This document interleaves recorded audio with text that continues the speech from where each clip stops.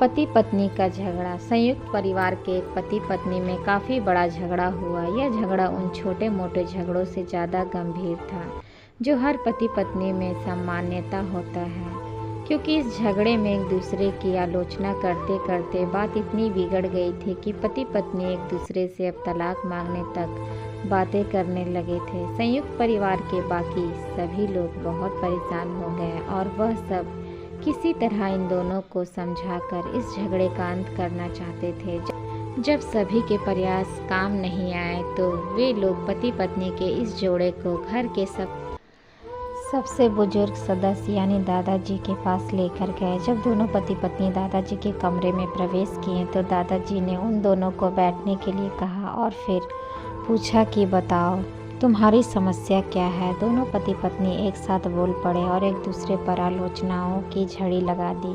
जितनी कमियां पत्नी अपने पति में गिना रही थी उससे ज़्यादा कमियां पति भी अपनी पत्नी में गिना रहा था और कई मिनटों तक यह सिलसिला चलता रहा। दादाजी ने भी इन दोनों को नहीं रोका और इनको अपना अपना गुस्सा एक दूसरे पर उतारने दिया। आखिर में जब दोनों एक दूसरे की बुराइयां करके थक गए और शांत हो गए तब दादाजी ने उन दोनों से कहा, अब दोनों एक दूसरे की कुछ अच्छाइयाँ बताओ। जब अच्छाइयाँ बताने का समय आया तब दोनों ही पति पत्नी एकदम से चुप हो गए।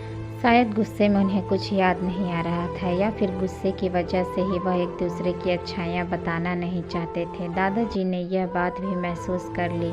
थोड़ी देर तक जब कोई भी नहीं बोला तब दादाजी ने कहा, अच्छा ठीक है, यह लो पेपर और पेन, एक दूसरे की अच्छाइयाँ इसमें लिखो। पति पत्नी दोनों ने ही पेपर और पेन लिया और एक दूसरे से काफ़ी दूर जाकर बैठ गए। थोड़ी देर तक ना पति ने कुछ लिखा ना पत्नी ने।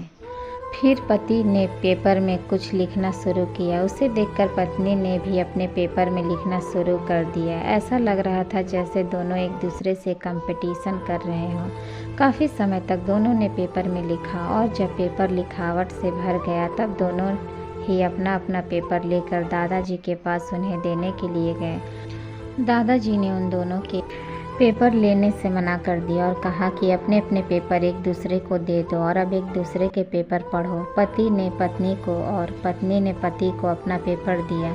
वो एक दूसरे के पेपर पढ़ने लगे। थोड़ी देर बाद पति और पत्नी दोनों के ही आंखों में आंसू थे। पेपर में अपने बारे में लिखी अच्छाइयाँ पढ़कर पत्नी तो फुट फुट कर रोने लगी। पत्नी को रोता देख पति उसे चुप कराने के लिए दौड़ पड़ा और माफ़ी मांगते हुए उसे मनाने लगा। पत्नी ने भी पति की माफ़ी मांगी और माहौल ऐसा हो गया जैसे कभी कोई झगड़ा हुआ ही नहीं था। दोस्तों, कमियां और खूबियां जगत के हर इंसान में होती है।